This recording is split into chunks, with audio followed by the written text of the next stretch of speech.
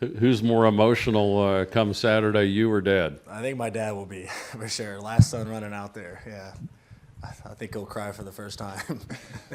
What about Jake? Will he?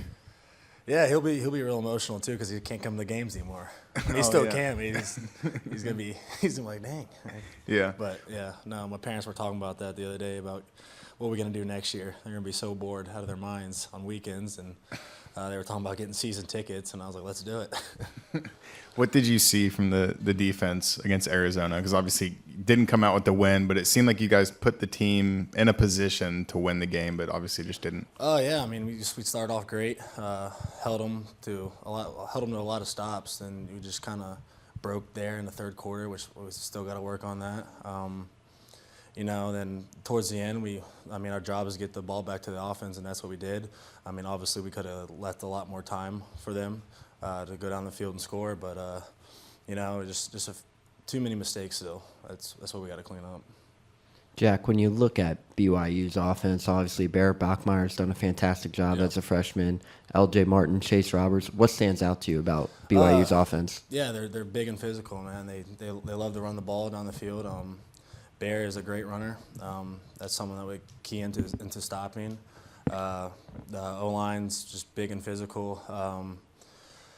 They got a lot of guys on the outside.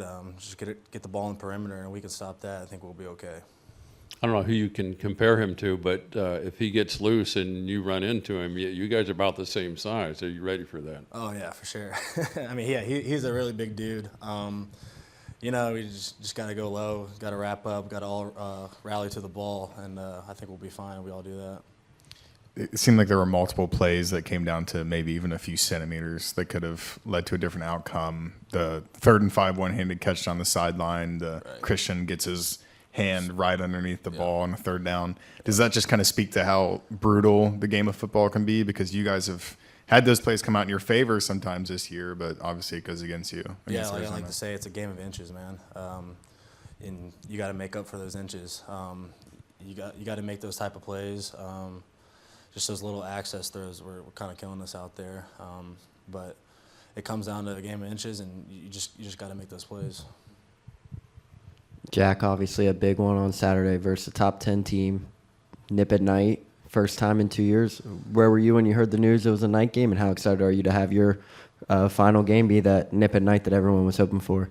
Yeah, I was at home, and Brady Lichtenberg walked through the door, and he was like, finally nip at night. I was like, let's go. It's about time. The last really good nip at night we had here was probably when I was a freshman, I think, or sophomore or something like that versus UCF. But historically, I've been coming here for years, and Nip at Night's awesome, and just our fans are awesome, and I know they're going to bring the energy for Nip at Night.